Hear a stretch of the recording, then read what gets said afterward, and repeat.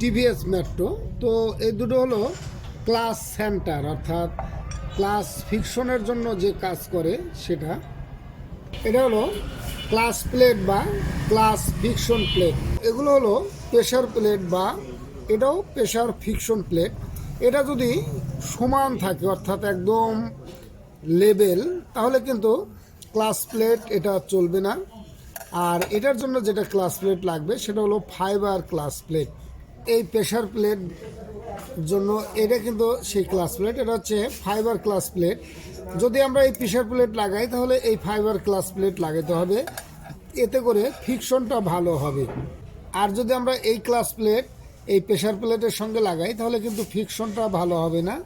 এর জন্য এই ক্লাস প্লেটের জন্য এই প্রেশার প্লেট লাগবে, যেগুলোর স্পট আছে, খুদি খুদি স্পট, তাহলে কিন্তু ফিকশনটা ভালো হবে। যখন আমরা ক্লাস প্লেট লাগাবো তখন কিন্তু এইগুলো আমাদের খেয়াল রাখতে হবে।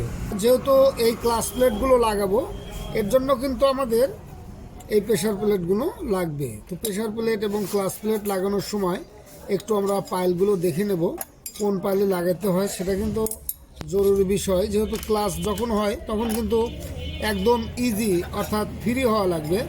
আর ক্লাস প্লেট লাগানোর পরে আমরা এখানে যে মাপটা দেখব সেটা হলো এখান থেকে আগে আমরা দেখে নেব কোন পাশে এটা অ্যাকুরেট সেটিং হবে।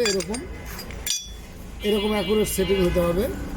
এবং এখানে যে মাপটা আছে অর্থাৎ কতটুকু বের হয়ে থাকে, যদি বেশি বের হয় তাহলে কিন্তু ক্লাস প্লেট বেশি দিন লাস্টিং করবে না।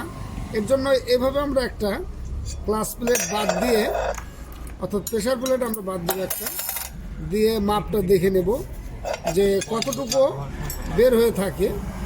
এখানে কিন্তু অনেকখানি বের হয়ে থাকে। আর যখন আমরা আবার ঠিক আগের মতো প্রেশার প্লেট দিয়ে লাগিয়ে দেব তখন কিন্তু একটা মাপ আমরা আবার দেখে নিতে পারবো কতটুকু বের হয়ে থাকতেছে এই সেন্টারটা।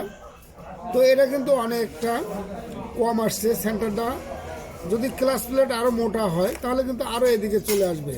এদিকে যতই সরে আসবে ততই কিন্তু এর ফিকশনটা ভালো হবে। তবে একটা মাপ আছে, এই মাপ অনুযায়ী থাকলেই ভালো।